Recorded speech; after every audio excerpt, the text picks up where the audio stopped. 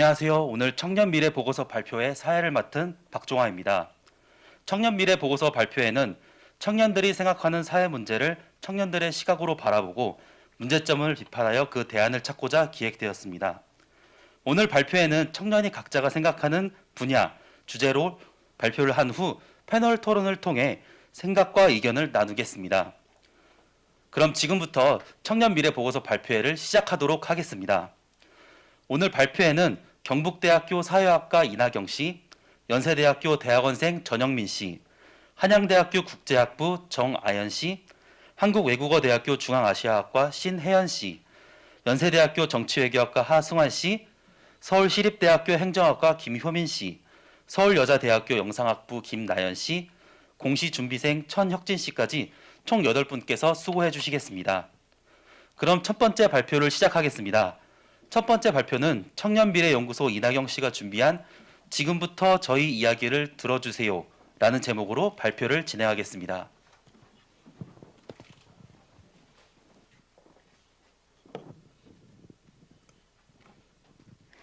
안녕하십니까. 오늘 첫 발표자 청년과 미래의 문화체육관광 소속 이나경입니다.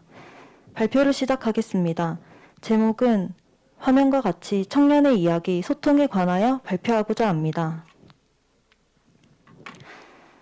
발표 순서는 목차 PPT의 발표 목적과 현재 청년의 소통 공간이 없는 문제점, 이를 완화할 방안으로 구성해 보았습니다.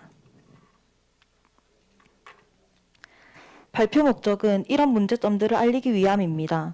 청년의 목소리를 들어줄 어른들은 없으며 청년의 목소리를 낼 공간은 없습니다. 또한 청년 정책을 만들 때 청년들의 목소리가 담기는 비율은 적습니다. 어른들은 저희의 목소리가 아닌 표를 원하기 때문입니다. 이런 문제점의 원인을 알아보도록 하겠습니다. 청년들의 생각과 목소리가 현재 어떻게 받아들여지고 있습니까? 저희의 목소리를 낼 공간은 없습니다. 그나마 자유롭게 표현하던 포털 댓글창도 댓글은 악플이다 라는 프레임을 씌워 창구를 폐쇄해버렸습니다. 그럼 저희는 어디서 서로의 생각을 공유하나요? 국민청원도 서도 없는 글들이 만연하여 제 기능을 잃은 지 오래입니다. 그러므로 청년들의 배설 공간, 정치적 표현을 자유롭게 나눌 공간은 부재하고 있습니다. 대한민국은 자유민주주의 국가입니다. 언젠가부터 정치적 의견을 표현하며 선동한다는 낙인이 찍히기 시작하였습니다. 정치적 자유를 표현하는 공간은 없고 청년들의 이야기를 들어줄 리스너도 전해줄 스피커도 존재하지 않습니다. 소통 공간이 부재하기 때문에 청년들을 위한 정책은 자꾸 산으로 가고 실효성이 줄어들고 있습니다. 이렇게 소통 공간이 부재한 이유는 먼저 기성세대의 이중성입니다. 어른들은 청년들이 어리기 때문에 저희의 이야기는 생각이 짧고 아직 잘 모른다는 프레임을 쓰고 바라보기 때문입니다. 저희 이야기를 신뢰하지 않습니다. 어리다고 생각해 저희 생각은 존중받지 못하고 있습니다. 우리나라에서 프랑스 마크롱 같은 젊은 대통령이 나올 수 있을까요? 전 없다고 생각합니다. 나이라는 잣대로 상대를 평가하기 때문입니다. 그러면 어린 청년들의 이야기는 모두 틀렸을까요? 또한 인재 영입이라는 이름으로 청년 정치인들을 끌어들여 소수의 의견이 청년 모두의 의견으로 대표되어 적합하지 않는 정책들이 만연하고 있습니다. 규제의 이중성을 살펴보면 표현의 자유를 억압하는 적합하지 않는 규제들이 문제입니다. 미디어 규제도 같은 맥락입니다. 저희의 문화와 가치관을 이해하지 못하는 기성세대들이 언론중재위원회를 구성하고 심의위원장을 맡고 있습니다. 청년의 목소리와 의견, 문화를 그들의 시선과 가치관으로 억압하는 것이 옳은 일일까요?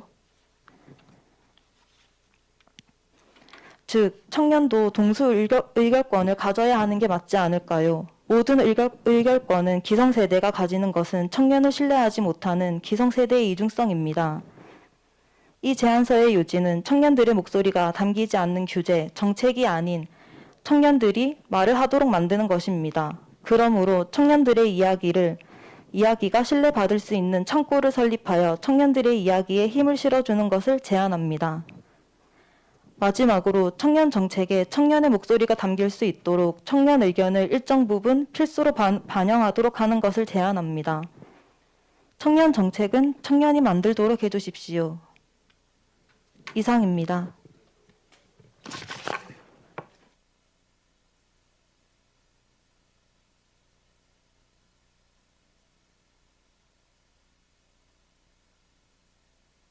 네, 이어지는 두 번째 발표는 청년미래연구소 전영민 씨가 준비한 청년들은 이렇게 생각합니다라는 제목으로 발표를 진행하겠습니다.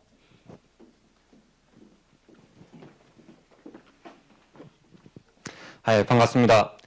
청년미래연구소 전영민이라고 합니다. 우선 제가 발표할 내용은 청년들은 이렇게 생각합니다 라는 제목으로 발표를 시작하도록 하겠습니다. 우선 단순히 제가 생각하는 청년들의 생각이 아니라 저희가 사단법인 청년과 미래에서 설문조사를 진행했습니다. 16일부터 28일간 12일간 진행이 되었고 모두 1,125명이 응답하였고 이에 대한 결과를 오늘 발표하도록 하겠습니다. 주요 청년 어젠다 그리고 청년들의 실태, 청년들의 삶 등에 대해서 조사를 하였지만은 오늘은 시간 관계상 모든 분야, 모든 항목에 대해서는 발표를 하지 못하고 오늘의 주제에 맞게 청년들의 가치관에 대해서 집중해서 발표를 하도록 하겠습니다. 그 청년들의 가치관 중에서도 또 기성세대가 청년들에게 오해하고 있는 내용이나 청년들의 생각이 기성세대와 굉장히 다른 점들을 중심으로 해서 PPT를 구성하였고 이에 대해서 발표를 하도록 하겠습니다. 우선 직장 선택 시 가장 우선시하는 것이 무엇인가 라는 항목에 위와 같은 결과가 나왔습니다. 좀 굉장히 의외인 게 직장 내 워라밸 문화가 36.9%로 압도적으로 많았고 그 다음으로 높은 급여 18%로 두 번째도 아닌 세 번째 많이 나타난 것으로 나타날 수 있습니다. 전 이 부분이 좀 굉장히 청년들을 이해하기 좋은 항목이라고 좀 보고 있거든요. 사실상 기성세대 같은 경우는 좀 높은 급여가 직장 선택 시에 가장 우선시 될 수 있겠지만은 청년들에게는 워라밸 문화 그리고 자신의 관심 업종이 높게 나타난 것으로 보아서 단순히 경제적 보상보다는 자신의 가치관 실현, 자아 실현에 좀 더 무게를 중심을 주고 좀 더 그 자아 실현을 좀 더 중요하게 생각한다고 볼 수 있습니다. 전 이 문항과 이 결과를 보면서 청년들이 매슬로우 행복욕구 5단계를 지금 실현해 가고 있는 단계라고 전 해석하고 있습니다. 네, 다음 문항입니다. 이전 문항이 결혼을 하실 의향이 있습니까? 있습니까? 라는 문항이었고 그중 없다라고 응답한 분들을 대상으로 왜 결혼할 생각이 없냐? 라고 다시 질문을 하였습니다. 우선 그 앞선 항목에서 결혼을 할 생각이 있다가 58.9%, 결혼할 생각이 없다가 40.6%로 나타났습니다. 그 40.6%에서 결혼을 하고 싶지 않은 이유가 무엇이냐? 라고 물었을 때 자유로운 삶을 포기하기 싫어서 라는 응답이 거의 50% 가까이 나타났습니다. 좀 기성세대가 그 청년들의 결혼, 출산을 생각할 때 이제 경제적 보상, 취업 문제만 해결하면은 모든 것이 다 해결될 것이다 라는 좀 일자리 만능주의에 좀 빠져 있습니다. 하지만 청년들은 단순히 경제적인 이유뿐만 아니라 자아 실현, 나의 삶을 더 중요하게 여긴다는 점 강조드립니다. 또 물론 좀 이 조사에 한계가 있습니다. 전체 만 34세 이하의 청년들 전체 대상으로 한 게 아니라 이번 조사는 대학생들을 조사를 한 거기 때문에 어느 정도 한계는 있지만은 자신의 삶을 더 중요하게 여긴다는 점은 강조할 수 있다고 보고 있습니다. 그 다음 항목입니다. 출산을 하실 의향이 출산할 생각이 없다라고 응답하신 분들을 다시 한 번 더 했었는데 가장 높게 나타난 게 20.7%가 결혼할 생각이 없어서라는 응답이었습니다. 사실상 이 부분을 제쳐두고 가장 높게 나타난 게 17.5% 양육에 대한 부담이었습니다. 사실상 양육이라는 게 어느 정도 자신의 삶을 포기하고 희생해야 되는 부분이기 때문에 좀 아까 앞선 계속 제가 얘기하는 것처럼 자신의 삶이 희생되는 부분, 자신의 삶이 흔들리는 부분에 대해서 위기감을 느끼고 있어서 이런 응답이 나타난 걸로 보고 있습니다. 그다음 이제 자신의 개인의 노력이 경제 지위를 높일 수 있냐라는 질문에 굉장히 압도적인 비율로 그렇다라고 생각해서 이제 청년들이 자신의 삶을 위해서 노력하고 있다는 점을 보고 있지만은 그 다른 항목에 이제 이 사회가 공정하냐라는 질문에 49.9% 이제 절반에 육박하는 응답자가 공정하지 않다라고 응답하였습니다. 앞으로 우리 사회가 청년들은 자신이 노력하면은 경제 지위를 높일 수 있지만은 우리 사회가 공정하지 않다면은 그 노력이 허사가 되겠죠. 앞으로 우리 사회의 과제가 우리 사회의 공정성을 높이는데 좀 더 치중을 해야 될 것 같습니다. 그 다음으로 제가 쭉 보다가 제가 계속 이번 발표에서 자신의 삶, 자신의 가치, 자아 실현을 강조하였습니다. 그래서 제가 좀 더 깊이 좀 더 궁금해졌습니다. 잉그라트의 이제 통합지수 방식에 따라서 이제 탈물질주의, 물질주의, 현업형, 잉그라트 통합지수로 이제 탈물질주의와 물질주의 가치관을 분류를 해봤는데 좀 밑에 내용은 이제 기성세대 전체 국민들을 대상으로 한 결과이고 그 위에는 이번 조사에서 나타난 결과입니다. 탈물질주의가 다른 이제 전체 국민들을 한 대상으로 했던 조사보다 17% 정도 더 높게 나타난 것으로 나타나고 있고 혼합형도 마찬가지로 굉장히 높게 나타나고 있습니다. 인국공 사태와 최근에 이제 사회 이슈가 됐었던 인국공 사태와 낙태 부분은 이제 참고 자료를 참고해 주시면 좋을 것 같고요. 자, 지금까지 발표했던 내용들을 이제 상관 분석을 하였습니다.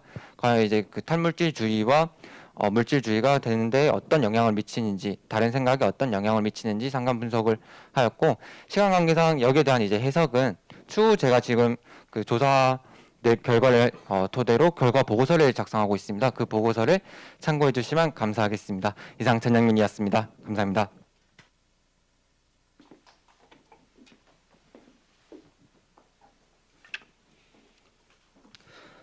네, 다음으로 세 번째 발표자인 청년미래연구소 정아연 씨가 준비한 위기를 기회로 교육계 혁신 제고라는 제목으로 발표해 주시겠습니다.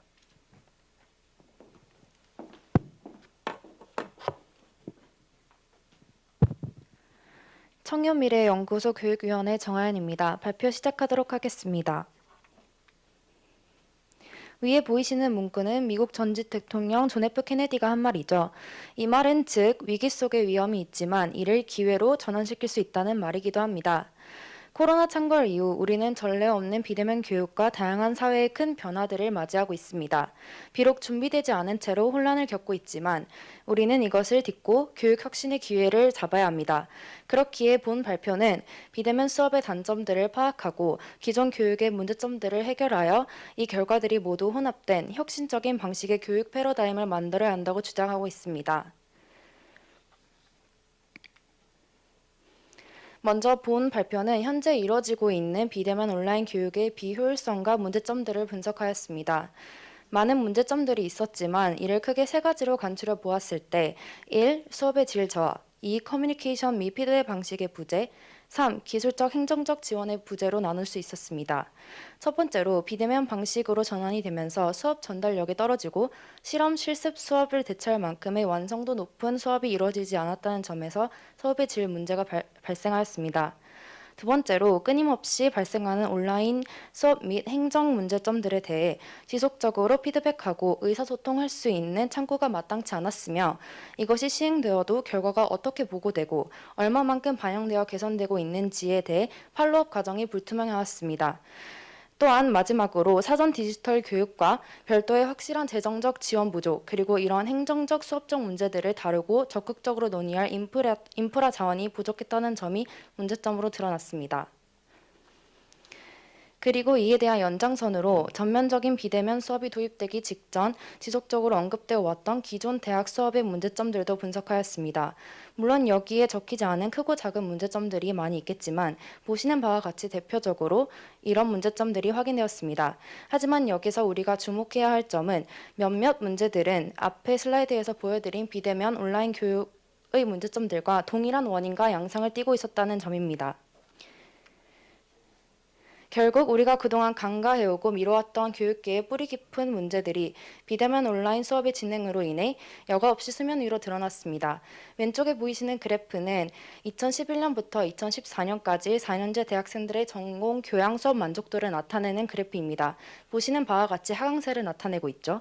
그리고 오른쪽에 보이시는 원 그래프들은 온라인 강의 만족도 설문조사들입니다. 세 그래프 모두 불만족이 상당한 퍼센트를 차지하는 것을 보실 수 있습니다. 이런 결과들로 인해 저희가 명확하게 알 수 있는 점은 사실 대학 교육이 오래전부터 가지고 있는 여러 문제점들에 대해서 우리 모두 통감하고 있었지만 현실의 벽에 부딪혀 뿌리 깊은 교육 문제들의 심각성과 새로운 융합적 교육의 필요성에 대한 인식 정도가 낮았다는 점입니다. 기존에 뿌리 깊었던 전반적인 교육 문제가 동일하게 비대면 온라인 상에서 발생하고 있고 전국의 대학생들이 기존 대학 교육에 대한 문제의식과 회의감을 강하게 느끼고 있는 지금 우리는 혁신적인 변화를 추구해야 합니다. 그리하여 본 보고서는 패스트, 기존 교육 문제들의 해결, 프레젠트, 현재 비대면 온라인 교육의 개선, 퓨처, 혁신적인 교육 시대를 위한 도약이라는 부분에 주목하여 이번 코로나 위기를 기점으로 융합적 교육의 혁신이 이뤄져야 한다고 주장합니다. 본 보고서의 단기적인 목표는 코로나19로 인해 혼란스러운 교육계에 체계적인 시스템을 도입하고자 하는 데 있으나 궁극적인 목표는 기존의 심각한 교육 문제들을 새로운 시각으로 바라보고 미래의 혁신적인 교육을 위한 적극적인 행동력을 취하고자 하는 데 의의를 두고 있습니다. 이를 실현하는 데 많은 해결 방안과 정책적 제안들이 있겠으나 그중에서도 본 보고서는 최근에 다시 대두되고 있는 블렌디드 러닝을 제안하는 바입니다. 블렌디드 러닝은 단순히 온라인과 오프라인의 혼합만을 의미하는 것이 아닌 주어진 환경에서 학습자가 학습 목적을 가장 효과적으로 달성할 수 있도록 다양한 방법들을 혼합하여 교육 효과 및 성과를 내는 학습 방식입니다. 이제는 단지 이론 수업뿐만 아닌 온라인, 현장 실습 등이 한 교육 과정으로 혼합되고 여러 수업적, 행정적 지원들을 관리하는 컨트롤 타워를 통해 혁신적이고 융합적인 교육을 실현할 때입니다. 위기는 어려움을 가져다 주지만 이 어려움을 어떻게 활용하는지에 따라 기회로 전환시킬 수 있습니다. 많은 이들이 필요성을 느끼고 문제를 인식하고 있는 지금 우리는 한 발짝 더 나아가 높은 혁신을 추구해야 합니다. 감사합니다.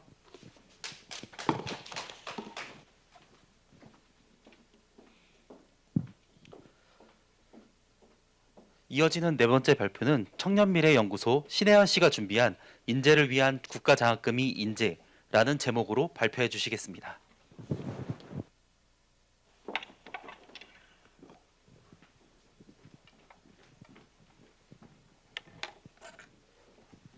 안녕하세요. 인재를 위한 국가장학금이 인재라는 주제로 발표를 하게 된 청년미래연구소 신혜연입니다.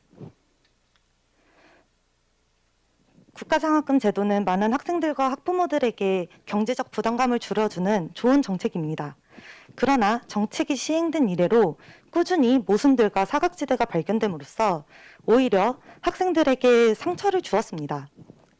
PPT에 제시되어 있는 사례들은 실제 제 주변에서 일어나고 있는 사례들입니다. 첫 번째, 경기도에 살고 있는 A 학생은 자가용 한 대 보유, 자가 보유, 아버지가 무직이시며 어머니는 중소기업 직장에 다니고 계시는 가정에 살고 있습니다. 그러나 국가장학금 소득분이 10분위가 나와 학생이 직접 알바와 학자금 대출을 받아가며 대학교를 다니고 있습니다. 즉, 실제 가정은 등록금을 지불할 여력이 없어 학자금 대출을 받고 알바를 하며 학교를 다니고 있지만 정부가 매기는 소득 분위에 따르면 A 학생의 가정은 고소득층에 속합니다. 따라서 A 학생은 국가장학금 단 한 푼도 받지 못하였습니다. 두 번째, 자영업자의 탈세, 재산 명의의 변경으로 소득 분위를 낮출 수 있습니다. 따라서 강남에 사는 학생이 3분위, 다른 지역에 사는 학생이 10분위가 나오는 이상한 상황이 벌어지고 있습니다. 또 다른 사례로 아버지가 잘 나가는 사업자, 어머니가 무직이시며 아버지와 어머니 모두 함께 거주하고 계시지만 등본상으로는 부모님이 이혼, 학생은 어머니 밑으로 호적이 들어가 기초소득자와 국가장학금 혜택을 모두 수여받고 있는 이상한 상황이 벌어지고 있습니다. 세 번째, 소득 산정 이후 부모님이 해고당하시거나 소득 산정일이 재산 유형마다 달라 재산이 중복 반영되는 등 명확하지 않은 기준으로 인해 국가장학금 혜택을 받지 못하고 있는 학생들도 많습니다. 어떠신가요? 국가장학금 제도가 모든 학생들에게 평등한 정책이라고 생각하시나요?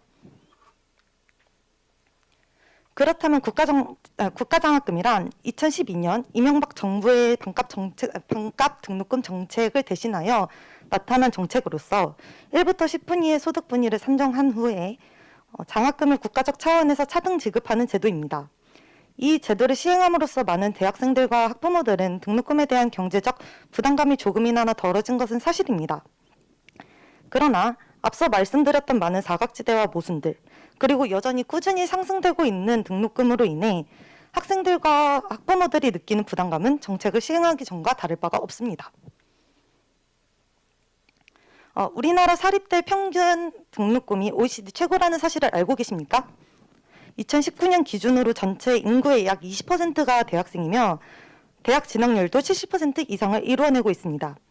즉 10명 중 7명은 대학에 진학하고 있습니다. 그럼에도 불구하고 PPT에 나와 있는 두 번째 표처럼 2020년 현재 학생 1인당 연간 장학금은 329만 2천 원으로 평균 등록금의 절반이 되지 않고 있습니다. 그러나 한 가지 알아두셔야 할 점은 여기서 장학금이라는 것이 모든 학생들이 수여받고 있다는 것이 아닙니다. 최근 국감에서 나왔던 이야기처럼 이명박 대통령 이후로 모든 당선된 대통령들이 반값 등록금 정책을 대선 공약으로 내세웠지만 여전히 지켜지지 않고 있습니다. 그렇다면 반값 등록금 정책이 비현실적인 주장일까요? 절대 아닙니다. 약 7조 5천억 원이면 반값 등록금으로 전환할 수 있습니다. 현재 국가장학금에 4조 원이 들어가고 있습니다. 7조 5천억 원이면 모든 학생들이 공평한 시작점에서 공부를 할 수 있게 됩니다. 또한 안산시, 고양시 등 몇몇 지방자치단체는 스스로 지자체 내에 있는 대학생들에게 반값 등록금을 시행하고 있거나 내년부터 시행하고자 합니다. 최종적으로 우리는 대학 무상교육을 실시하는 방향으로 나아가야 할 것입니다. 15조면 우리나라도 유럽 국가들처럼 대학 무상교육을 실시할 수 있습니다. 15조라는 금액은 코로나19 추경 증액과 같은 금액이며 2015년 그리고 2017년 각각 전년 대비 15조씩 세금을 더 거둔 금액과 같습니다. 과연 학부모들은 자기 자식 대학 보낼 때 무료라는데 이 금액을 안 내겠습니까? 천연자원이 없는 우리나라, 인적자원 하나로 여기까지 성장해 왔습니다.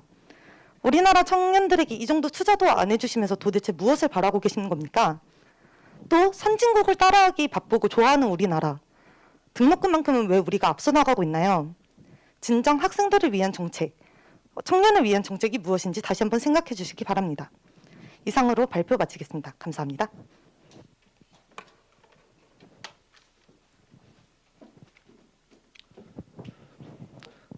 다음으로 5번째 발표자인 청년미래연구소 하승환 씨가 준비한 창업정책이 오히려 청년 창업의 방해물이라는 제목으로 발표해 주시겠습니다.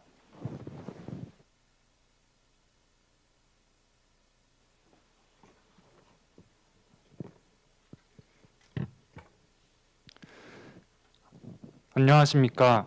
창업정책이 오히려 청년 창업의 방해물이라는 주제로 발표를 맡게 된 재정금융위원회 하승환입니다. 발표 시작하도록 하겠습니다.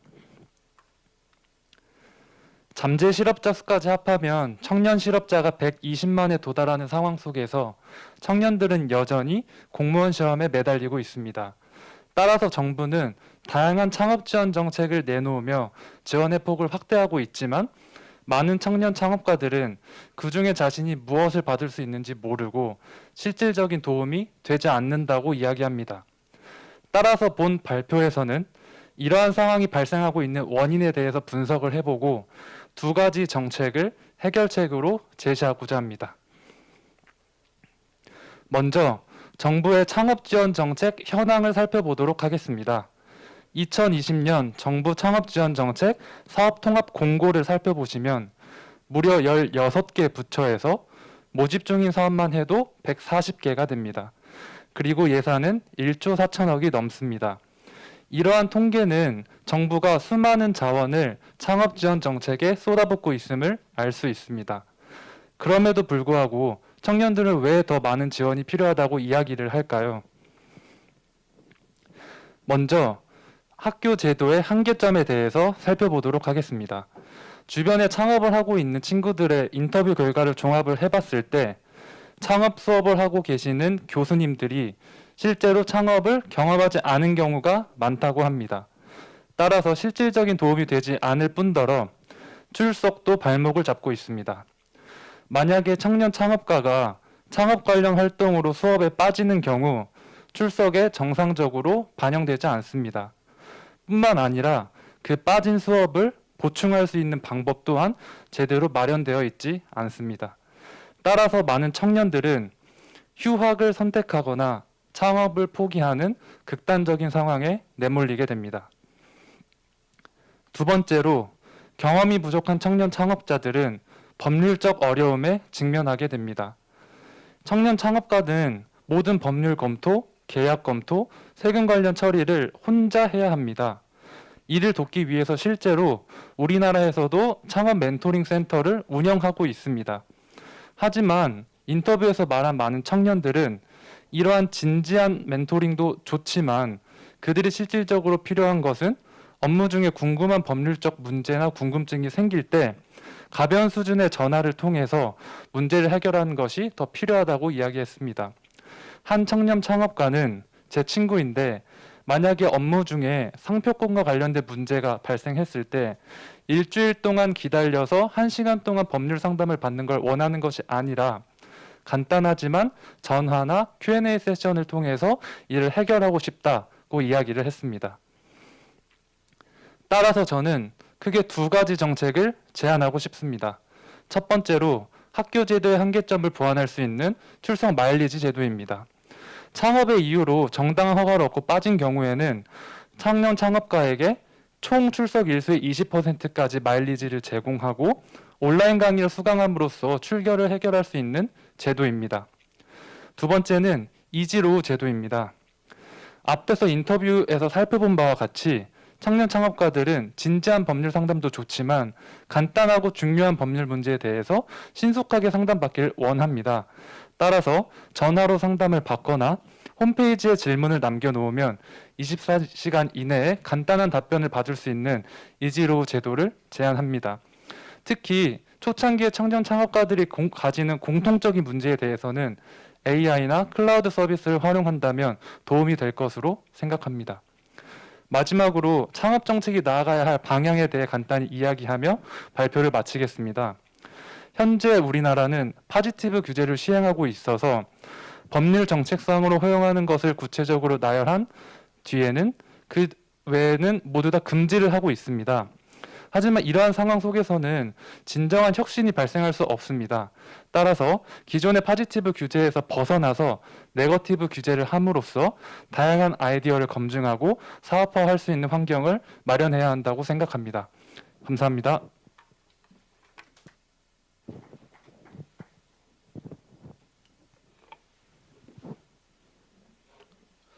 이어지는 여섯 번째 발표는 청년미래연구소 김효민 씨가 준비한 청년에게 쉼이 있는 공간이 필요하다라는 발표로 준비하겠습니다.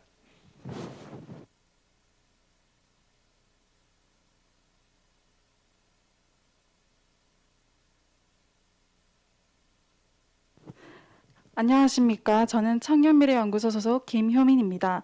저는 청년에게 쉼이 있는 공간이 필요하다라는 주제로 발표를 시작하겠습니다.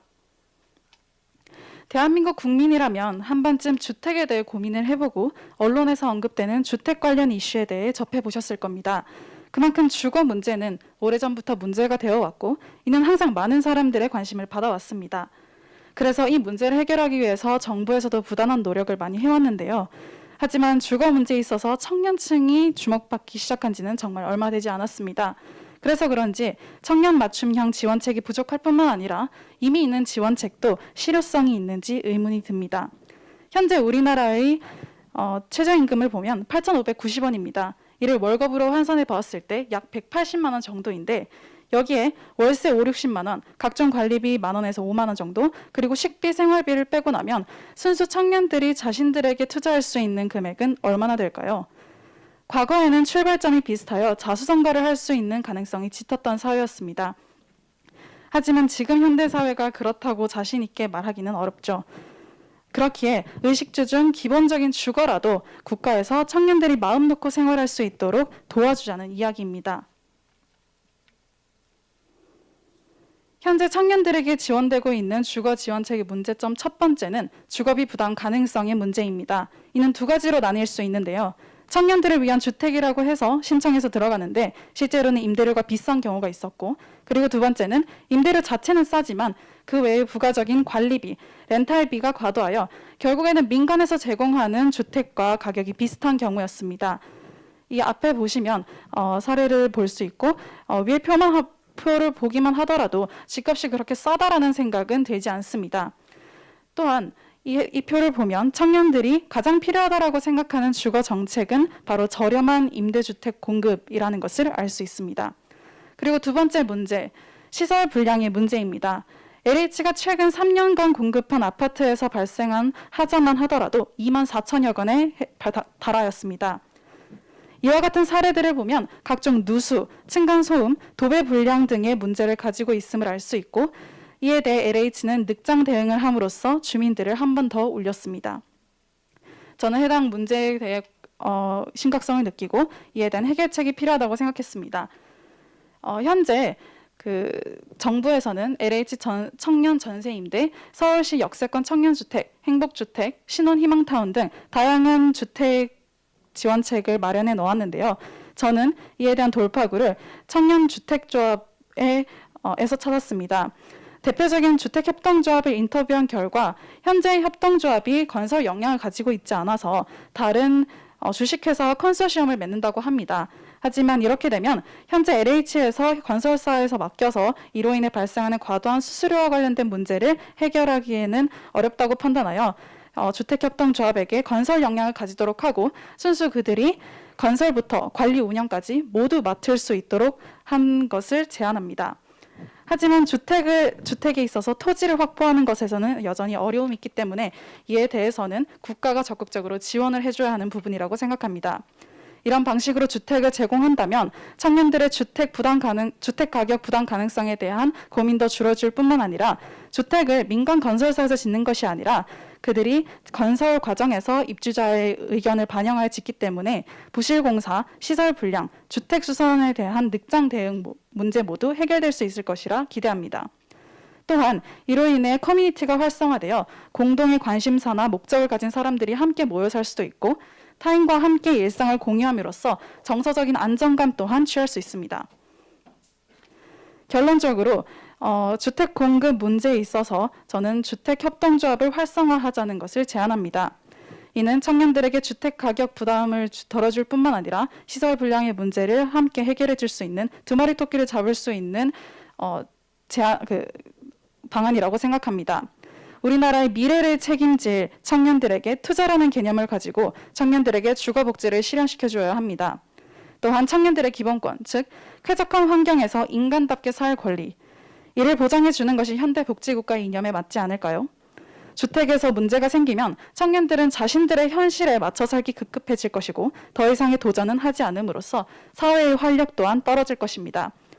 그러므로 청년 주거 문제에 대해 주택협동조합을 활성화하는 것도 좋은 방안 중 하나라고 생각합니다. 감사합니다.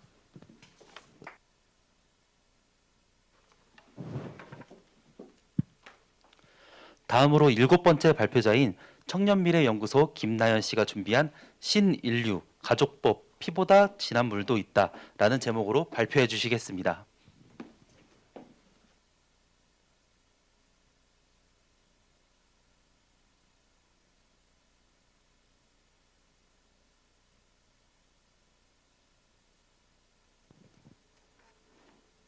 안녕하세요. 청년미래연구소 소속 김나현입니다.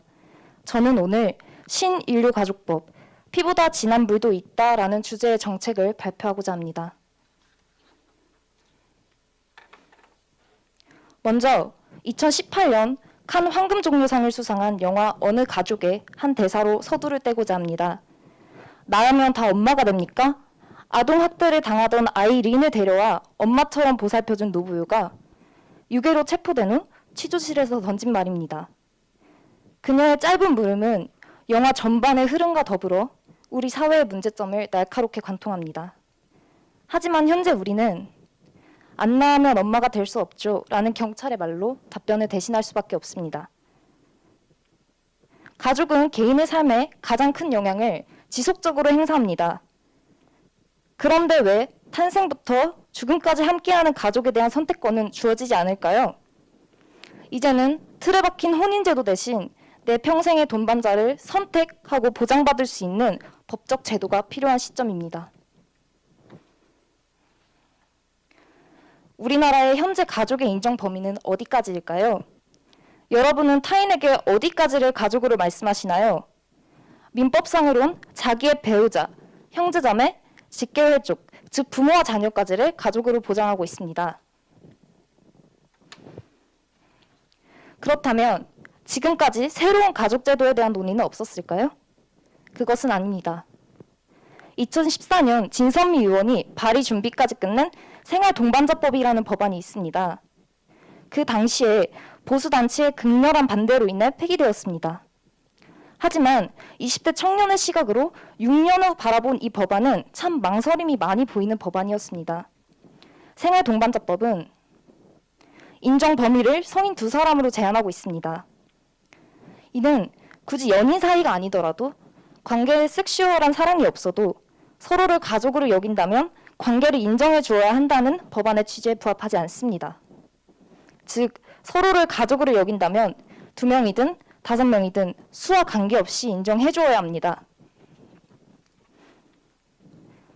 법안을 설명하기에 앞서 현 가족제도의 피해 사례를 2가지 소개하려고 합니다. 첫 번째는 이성 동거 커플의 사례로 남자친구와 동거 중인 20대 여성을 직접 인터뷰해보았습니다. 그녀는 혼인하지 않은 동거 커플에 대한 한국의 인식이 무척 부정적이라고 토로했습니다. 대부분의 사람들이 동거하는 여성을 소위 식구까지내로 인식하며 심지어 면전에 그런 말을 하는 사람도 종종 있다고 합니다. 이는 동거 커플을 가족의 한 형태로 인정해주지 않아 벌어지는 일들입니다. 두 번째로는 동성 동거 커플의 사례입니다. 사실혼 관계의 여고 동창생 허아무개 씨와 김아무개 씨는 40년간 부산에서 함께 살았습니다. 그들이 함께 살던 아파트는 함께 돈을 모아 마련한 재산이지만 허 씨의 명의였습니다. 허 씨의 사망 후 김 씨는 아파트 명의를 자신의 명의로 이전한다고 하였지만 수년간 얼굴을 비추지 않던 허 씨의 조카가 나타나 재산과 사망보험금을 차지하게 되었습니다. 하지만 허 씨와 김 씨는 법적으로 가족이 아니었기에 보장받을 수 있는 방법이 없었습니다. 이에 김 씨는 신변을 비관하여 그해 10월 30일 투신자살하였습니다. 이야기가 좀 길었지만 이 이야기의 요지는 우리 주변 곳곳에 낡은 가족제도로 인해 피해받는 이웃이 있다는 것입니다. 그렇다면 제가 주장하는 신인류 가족법이란 무엇일까요? 무척 간단합니다. 신인류 가족법이란 대한민국의 성인이라면 누구나 가족관계를 맺을 수 있도록 법적으로 보장하는 제도입니다. 한 사람이 여러 사람과 가족관계를 맺는 것, 여러 사람이 동시에 가족관계를 맺는 것 모두 상관없습니다. 등록과 해지도 간편하게 하여 어려움이나 심리적 장벽이 생기지 않도록 해야 합니다. 제가 본 정책을 제안하면서 이러한 통계와 이점이 있기 때문에 신인류 가족법이 제정되어야 한다라고 주장하지 않은 것은 이 법안이 통계에 따라 움직이는 법안이 아니기 때문입니다. 그저 현재 가족제도의 불편함을 느끼고 새로운 가족제도를 절실히 필요로 하는 사회 구성원들이 있기에 필요한 것입니다. 피는 물보다 진하다. 이제는 일반화할 수 없는 말입니다. 피보다 진한 물도 있다. 이 말을 아로새기며 발표 끝마치도록 하겠습니다. 감사합니다.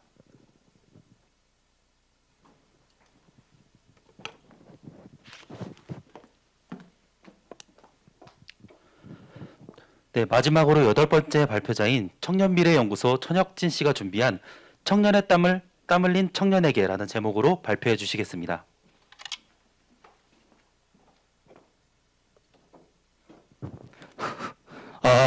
네, 안녕하십니까. 청년의 땀 흘린 청년에게를 발표하게 된 청년미래연구소 천혁진이라고 합니다. 저의 주요 주제는 청년들에게 세금을 줄여주자는 주제로 발표를 하도록 하겠습니다.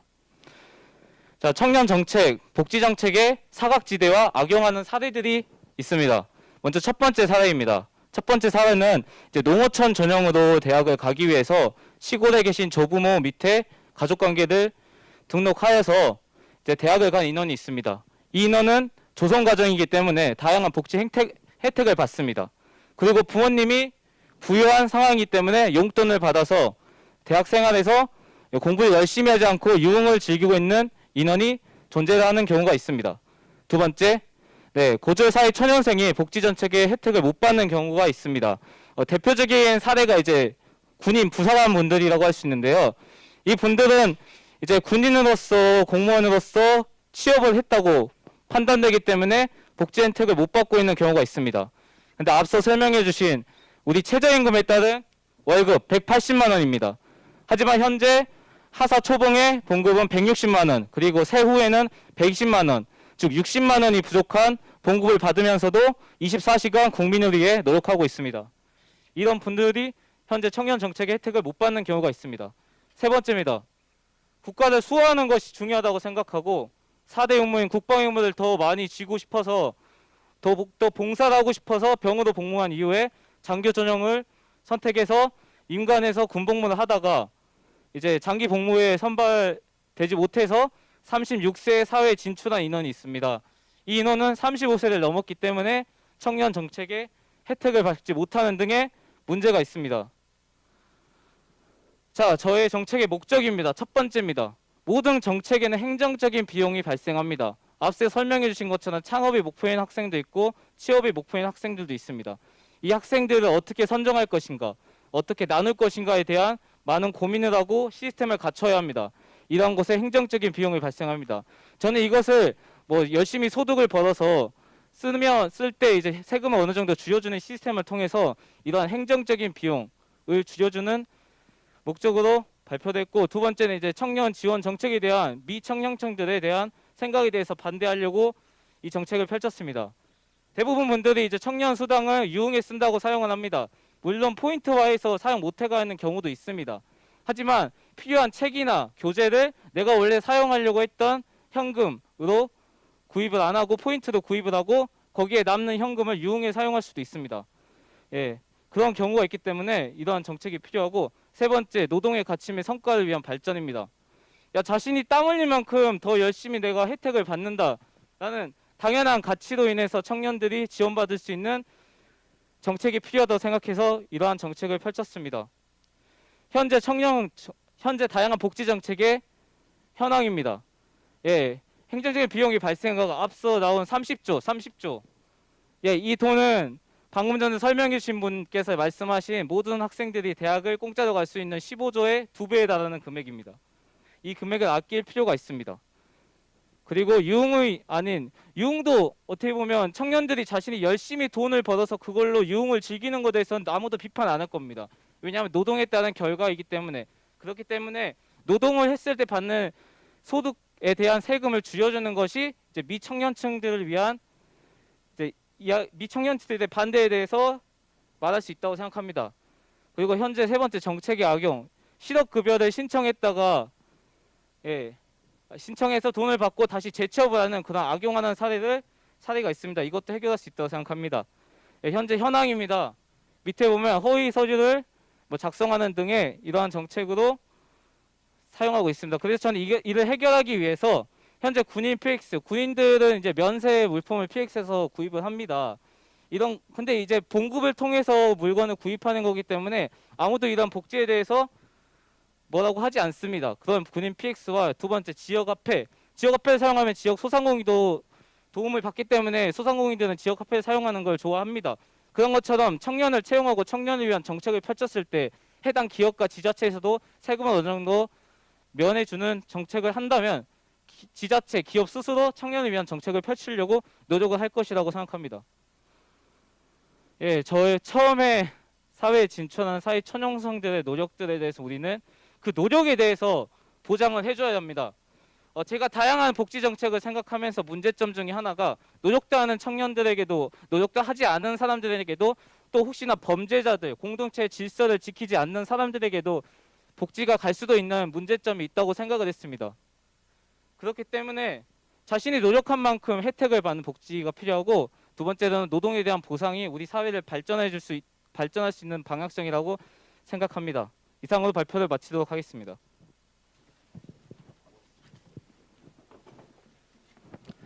네, 모두 수고 많으셨습니다. 그럼 지금부터 세 분의 패널들 의견을 듣도록 하겠습니다. 지금부터는 오늘의 좌장이신 청년과 미래연구소 박동현 소장에게 진행권을 넘기도록 하겠습니다. 네, 안녕하십니까. 정청연구소 소장 박동현입니다. 자, 오늘 앞에서 우리의 미래를 책임질 청년들이 자신들이 생각하는 의견, 그리고 자신들이 앞으로 우리 이 사회의 미래를 위해서 필요한 어떤 정책들에 대해서 간단하게 이야기를 했습니다. 사실 이런 이야기들을 바탕으로 해서 앞으로 저희들이 이런 청년의 정책들을 조금 더 구체화시키고, 그리고 또 이런 부분들을 책으로 만들어서 앞으로 출간을 하려고 하는 그런 계획의 연장선상에 있다라고 여러분들께 말씀을 드리고 싶습니다. 그래서 조금 더 구체화된 어떤 이야기들은 곧 출간될 책을 보면서 여러분들이 한 번 더 같이 공감을 해 주시면 고맙겠다라는 생각이 듭니다. 자, 오늘 여러 앞에 나와 있던 8명의 청년 발표자들의 생각과 이야기들을 어쩌면 이제 기성세대인 저희들이 이게 조금 더 한번 뭐라 그럴까요? 약간 어른의 시각으로 한번 다시 보는 시간으로 패널 토론을 마련을 했습니다. 사실 패널 토론의 부분들도 청년들이 청년 패널을 통해서 서로 질의를 하고 할 수 있으면 좋겠기는 하겠습니다만, 일단 한번 이렇게 거치는 것들도 괜찮겠다 싶어서 오늘 이제 두 분의 패널 토론을 담당하실 분을 모셨습니다. 우선 제 왼쪽 첫 번째로 중앙선거관리위원회 선거연수원 전임 교수이신 조원영 교수님이 자리를 해주셨습니다. 그리고 청년과 미래 이사장이신 정현곤 이사장이십니다. 네, 패널들의 어떤 의견들은 8개 중에서 제가 조금 사회자로서 임의로 앞에 3개, 그리고 또 3개, 앞에 첫 번째 3개 부분들, 이낙영 씨, 전영민 씨, 정하연 씨에 대한 발표 부분들을 정 교수님께 듣고, 그리고 또 신혜연 씨, 하성환 씨, 김효민 씨 부분들은 정 이사장님께 이야기를 듣고, 나머지 두 부분에 대해서 제가 간단하게 평을 하고, 그리고 이야기를 전체적으로 마무리 짓도록 하겠습니다. 자, 우선 첫 번째 발표 패널에 대한 부분들 이야기를 해주실 조원영 교수님께 마이크를 넘기도록 하겠습니다. 예, 반갑습니다. 방금 소개받은 중앙선거관리위원회 선거연수원 교수 조원영입니다. 저희 기관에 오셔서 불편한 건 없으셨나요? 네. 올해 유권자정치 페스티벌에 이렇게 또 같이 참여해 주셔서 감사하다는 말씀을 먼저 드리고요.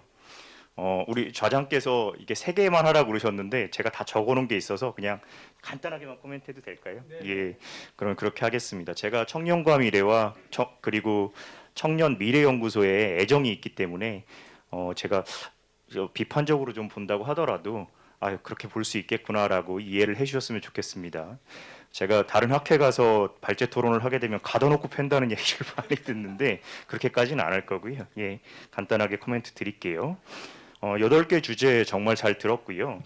이낙영 저희 발표자께서 해주셨던 부분들 참 잘 들었는데 8개의 아마 공통되는 현상일 겁니다. 청년이 청년의 이익을 대변하는 것이 맞는가라는 게 여러분들이 판단이 드신다면 지금 청년미래연구소라고 되어 있지만 동일하게 중년미래연구소, 노년미래연구소 아니면 영유아 미래연구소 이렇게 했을 때 이분들의 이익하고는 어떻게 조율할 수 있는가라는 문제를 근본적으로 보셔야 됩니다. 왜냐하면 사회 재화라는 거는 기본적으로 한정되어 있고요. 이 한정된 재화를 어떻게 소통하고 분배하느냐의 문제가 대단히 큰 문제일 텐데 청년들한테만 잘해주세요. 청년들 주택 싸게 해주세요. 청년들에게 국가장학금 더 많이 주세요. 라고 얘기하면 제가 말씀드렸듯이 재화가 한정되어 있는 상황에서 누군가는 그걸 희생해야 된다는 얘기가 되겠죠. 그런 부분들이 여러분들이 논리적으로 어떻게 풀어나가느냐가 가장 큰 숙제가 될 것 같다라는 생각이 들고요. 그런 의미에서 첫 번째 발표 같은 경우에는 지금 표현의 자유를 억압하는 규제의 문제 이렇게 표현하셨는데 저는 이제 헌법을 전공하고 있고 지금 이제 로스쿨에서 강의를 하고 있지만 기본권 문제를 이렇게 간단하게 보는 거는 대단히 좀 나중에 저 말고 더 싸나운 사람 만나면 엄청 혼나실 수가 있습니다. 그러니까 혼난다는 게 다른 의미가 아니고 우리나라의 절대적 기본권은 없습니다.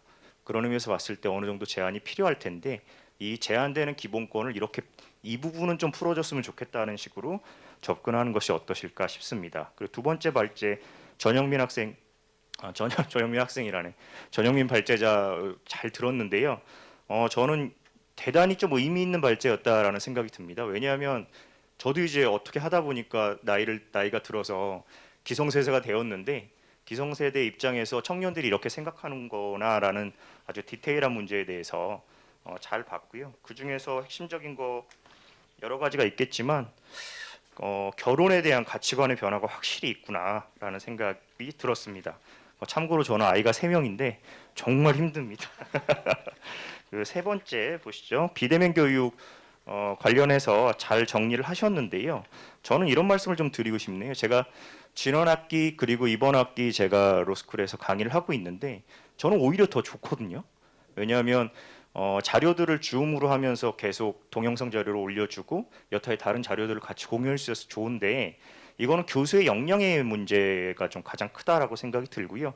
그리고 사회과학적인 발제를 보자면 15페이지에 보면 기존 교육의 문제점, 현재 비대면 온라인 교육의 문제점 되어 있는데 이거는 스트릭하게 얘기하자면 자료 왜곡입니다. 왜냐하면 왼쪽에 있는 자료를 보시면 만족도가 올라갔다 내려가거든요. 근데 이게 쭉 떨어지고 있다라고 얘기하는 거는 자의적인 해석이고요.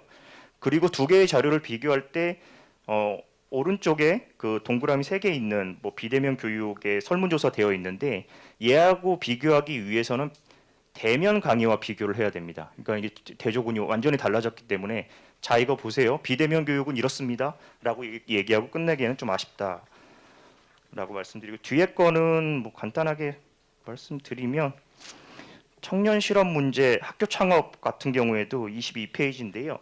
학교가 오히려 창업 걸림돌이기 때문에 어느 정도 20% 한도에서는 출석을 인정해 주자라고 얘기했는데 이 논리가 타당하려면 미국의 지금 엄청나게 큰 그 기업들의 창업자들이 대졸자가 아니라 대졸 중퇴자인 걸 설명하지 못하게 됩니다. 그리고 다시 얘기하자면 이 대졸자들을 만약에 만들기 위한 교육이 창업이라면 대학의 근본 목적하고도 많이 달라진다는 거죠.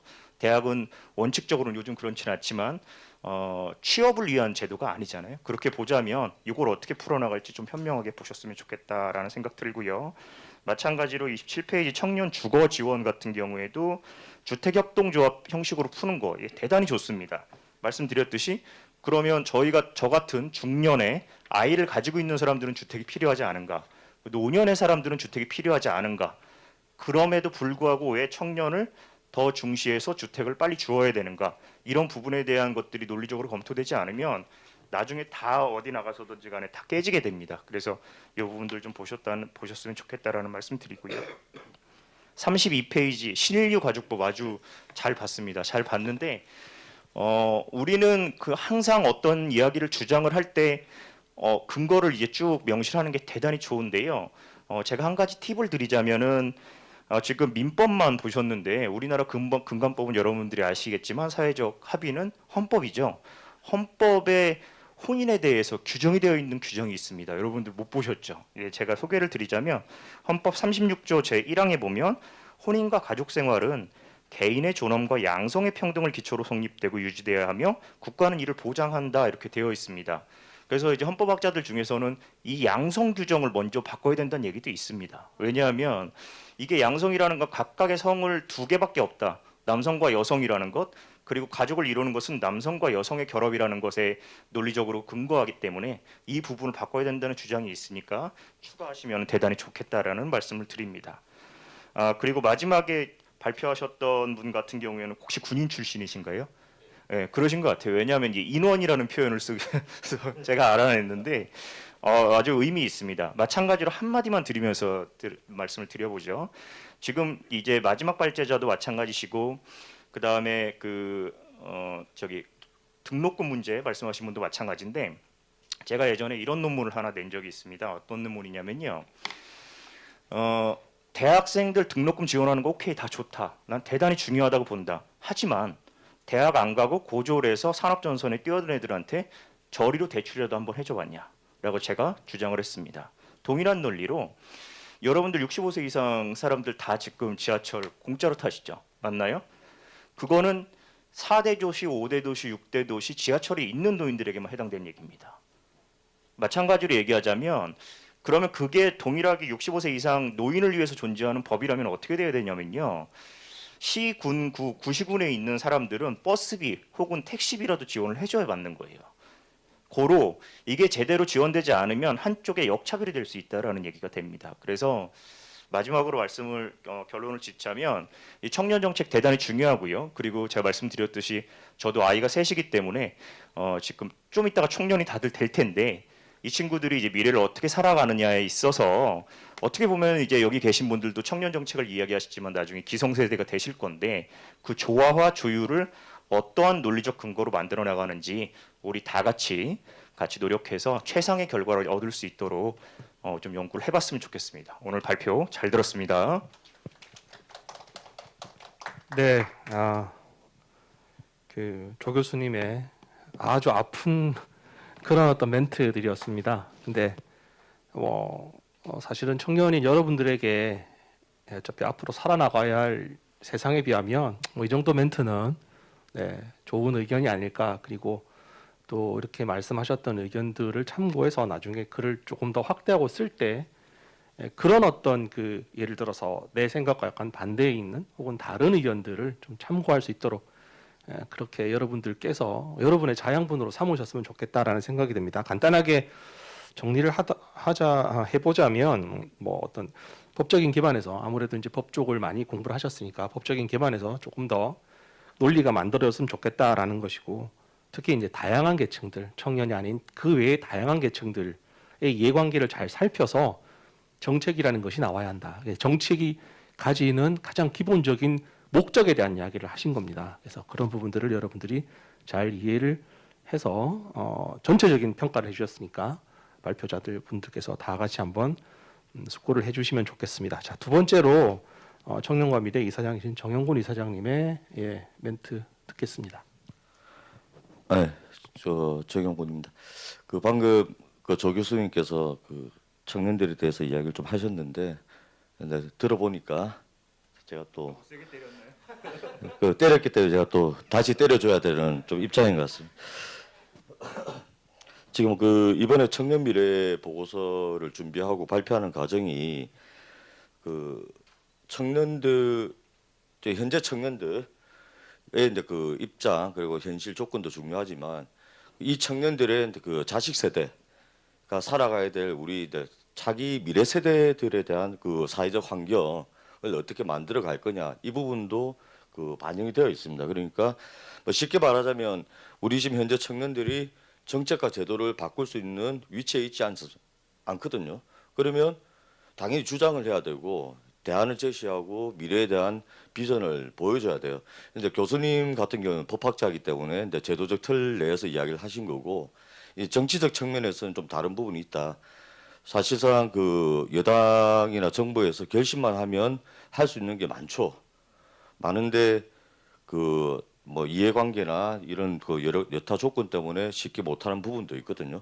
그러면 우리 청년들 입장에서는 이렇게 사회가 바뀌어져야 우리가 행복하게 이 대한민국이라는 나라에서 살아갈 수 있다. 이런 행복도가 보장이 되기 때문에 그런 측면에서 좀 오늘 우리 8분의 발표자들이 이제 발표를 한 것으로 좀 따뜻한 마음으로 이해를 해주시면 좋을 것 같고요.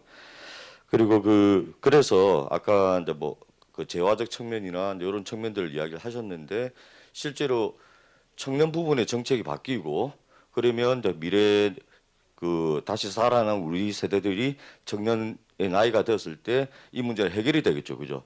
그러면 대한민국 국가 재정이라는 게 한계가 있기 때문에 세대별 파트별 이제 균형도 중요하지만은 어디에서부터 이제 돌파구를 뚫고 이제 해결의 실마리를 찾아 들어갈 건가 이 부분도 또한 중요하거든요. 그런 측면에서도 한번 좀 살펴보는 게 중요할 것 같다라는 생각이 듭니다. 조 교수님이 아까 교육 부분에 대해서 이야기를 하셨는데 교육은 물론 교수의 역량도 중요하지만은 학습의 대상인 학생들의 평가권도 중요하거든요. 대부분의 학생들이 수업에 대해서 만족을 하지 못하면 그건 물론 그거는 교수나 대학에 문제가 있는 겁니다.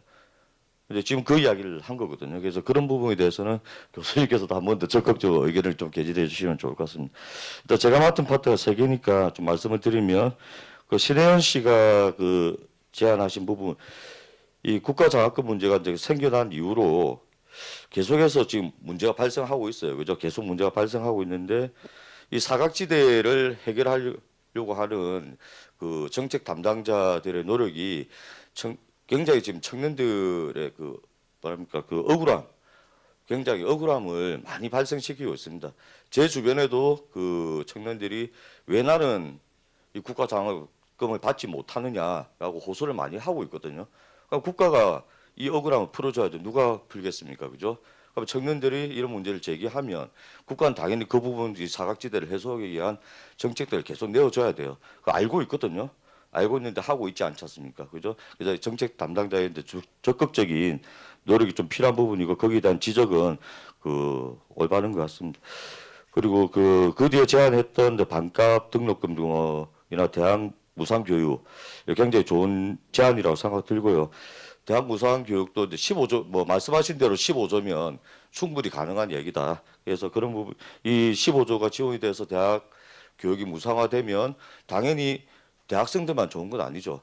거기에 있는 학부모님들의 생계 부담도 줄어들고 가계 부담도 줄어들기 때문에 전체적으로 우리 사회의 그 뭐랍니까 그 가족 경력 이 가계에 대한 부담이 덜어지기 때문에 그런 그 경제적 효과도 분명히 있다라고 생각됩니다.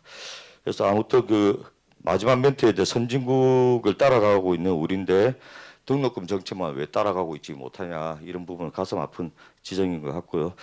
그다음에 이제 하성환 씨가 그 말씀했던 이제 청년 차급의 방해물 부분이 있는데 일단 사실 이 부분은 그 차급자들이 이제 실제로 그 겪는 어려움들 이야기를 하는데 좀 더 근본적으로 저는 갔으면 더 좋았을 것 같다는 아쉬움도 좀 있습니다.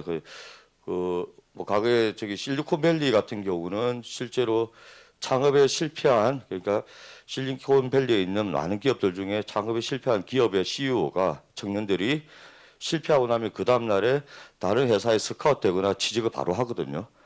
대한민국은 창업에 실패하면 신불자가 되거나 그리고 이제 패배자의 낙인이 찍혀버리면 이런 그 사회 구조적인 모습에 대해서 우리 그 국가나 제도적인 보완 장치가 마련되거나 혹은 또 그 사회 분위기가 만들어져야 되는데 그 부분에 대한 좀 지적이 있었으면 좋았을 것 같고요.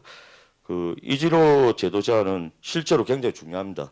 그 저희들 청년 창업자들을 만나 보면 실제 이제 변호사들 뭐 국선이나 혹은 또 이제 제도 구청이나 이런 데 보면 변호사 제도가 있긴 해요. 있긴 한데 실제 만나서 상담하기가 굉장히 번거롭고 그다음에 시간 정하기도 힘들고 그분들이 적극적으로 또 이 청년들 문제에 관심을 가지고 하고 있지는 않습니다. 그래서 창업 파트에 관련된 그 법률 자문 시스템을 만드는 건 굉장히 좀 중요할 것 같다. 이런 부분은 사실은 굉장히 쉽게 해결할 수 있는 부분이기 때문에 정부에서도 이 부분을 좀 반영해 주시면 좋을 것 같습니다. 출석 마일리지 제도는 굉장히 신박한 것 같습니다. 그리고 포지티브에서 네거티브 규제 정책을 전환하자는 이야기는 아마 좀 장기적으로 계속 해야 될 부분이기 때문에 뭐 오늘 이야기할 필요는 없을 것 같고요. 그다음에 김효민 씨가 얘기했던 그 협동조합 문제인데요. 하여튼 그 우리 그 사람이 이제 살아가는데 의식주가 굉장히 중요하고 특히 이제 주거 문제는 굉장히 이제 필수 그 결혼 생활이나 그 생활 교육 보육에 의해서 기본이 되는 조건이기 때문에 주거는 중요하다. 여기서 제안한 부분은 그 이 협동조합을 통해서 이제 시행사의 수익을 환원하고 이제 그 주택조합에서 그 수익을 청년들에 돌려주는 방식에 이제 그 근본적인 좀 제기가 있었던 것 같은데 이거는 굉장히 발상의 전환이 필요한 대목인데 국가에서도 이런 부분은 적극 권장할 필요가 있다고 생각이 됩니다. 그래서 이런 협동조합을 만들면 실제로 이제 그 청년들 주택 가보시면 아시겠지만은 공장처럼 다닥다닥 지어놨거든요. 좁고 불편하고 뭐 청년들이 젊기 때문에 뭐 힘든 조건에서도 열심히 살 수도 있겠지만은 그렇다고 해서 그 신혼 부부나 그 청년들에게 그 다른 아파트에 비해서 그 불리한 조건, 좀 낙후된 조건을 제공하는 건 아니라고 생각되거든요. 그래서 협동조합을 통해서 그 이런 수익을 사회 주택화해서 청년들에게 그 좀 더 나은 그 주택 환경을 제공해 주는 거는 굉장히 좀 의미가 있다라고 생각됩니다. 이 부분은 제가 볼 때는 그 국토교통부나 LH에서 적극적으로 좀 검토를 해서 정책에 반영하는 게 좀 바람직할 것 같다고 생각됩니다. 마지막으로 보면 그 어쨌든 그 제일 처음에 이제 그 발제를 하신 이낙영 씨가 지금부터 저희의 이야기를 들어주세요라고 했잖아요, 그죠? 그래서 우리 기성 세대가 우리 사회가 지금 현재 청년 문제가 심각하다는 것에 대해서 누구나 다 인정을 하고 동의를 합니다. 그런데 이 현재 청년 문제를 만들어낸 거는 기성 세대고 기성 사회거든요.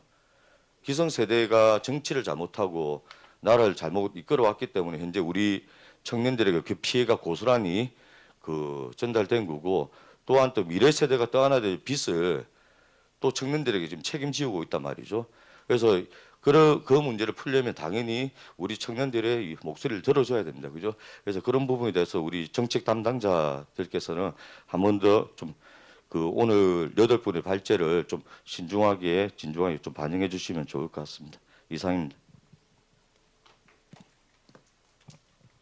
네, 이사장님의 말씀을 들었습니다. 이사장님께서 하신 말씀이 많기는 하지만 간단하게 요약을 해보자면 아마도 이제 청년의 정치 생각에 대한 이야기들이 좀 더 현실에 기반해서 이야기가 되는 것이 옳지 않겠느냐라는 생각인 것 같고, 청년은 당연히 실패할 수 있다. 청년의 실패 자체가 어떻게 사회가 수용되어야 되는지, 그리고 그 수용하는 과정에서 어떤 정책적인 방식으로 이게 수용이 되어야 하는지에 대해서 좀 중요하게 생각을 하시는 것 같아요. 그리고 아무래도 청년과 미래의 이사장이시다 보니까 청년 여러분들의 편을 그러니까 열심히 들어주기 위해서 많이 디펜스를 해주셨다라는 생각이 들기는 합니다.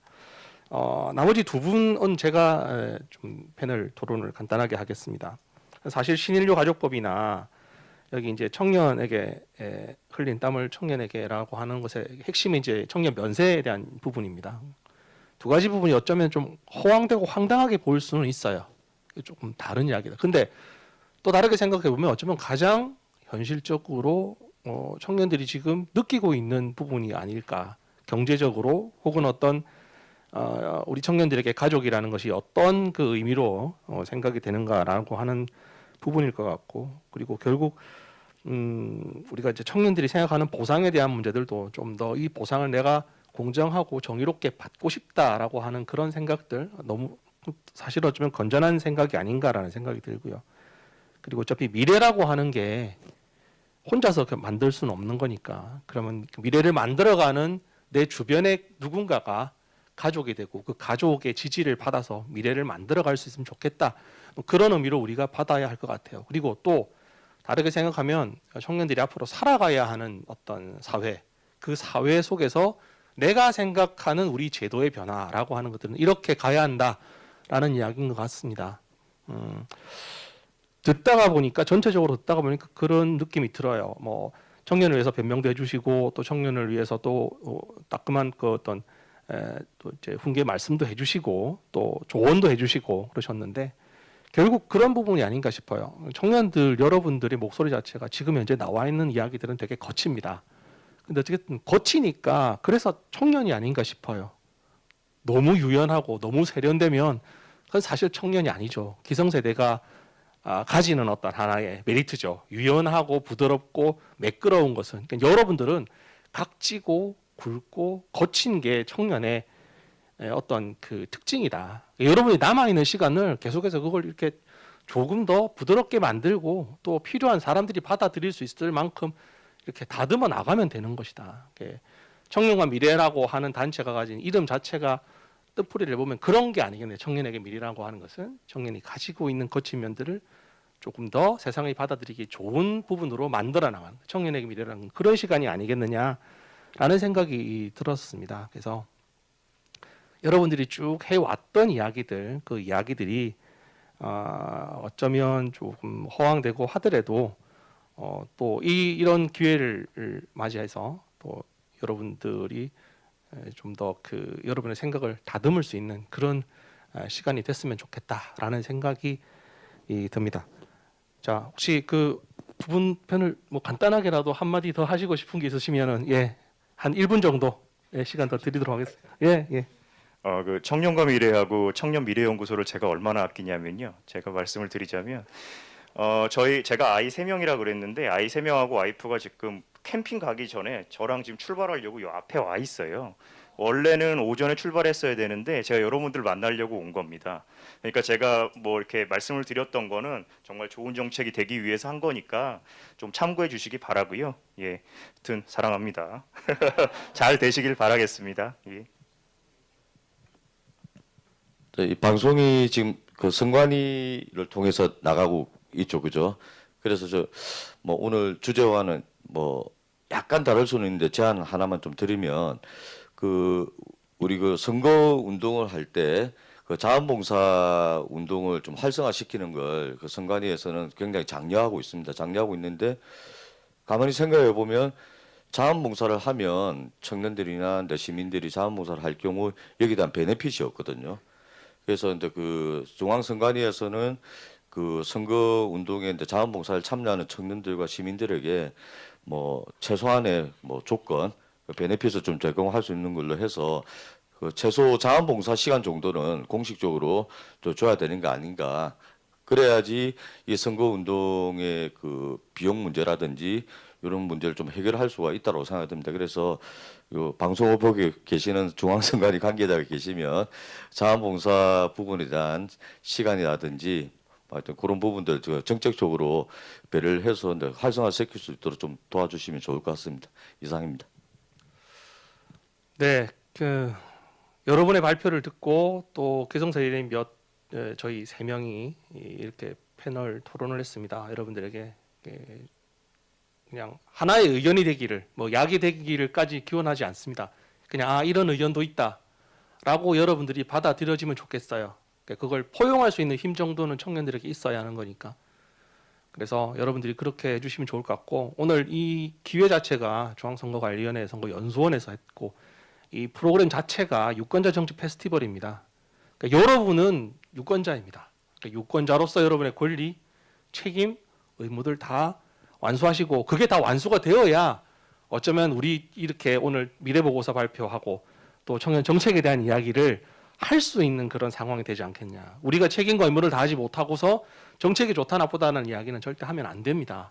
그러니까 최소한 그 정도는 하고 넘어가자라고 생각을 합니다. 그래서 여러분들이 그런 부분들을 조금 잘 이해해 주시기를 바랍니다. 자, 오늘 저희 패널 토론은 이상으로 마치도록 하겠습니다. 수고 많으셨습니다. 네, 거의 1시간 반 동안 진행이 되었는데요. 8분의 발표자 3분의 패널분들께 정말 고생 많으셨다는 말씀 드리고 싶습니다. 이상으로 청년들이 생각하는 사회 문제를 청년들의 시각으로 바라보고 문제점을 비판하여 그 대안을 찾고자 기획된 청년미래연구소 발표회를 마치도록 하겠습니다. 감사합니다.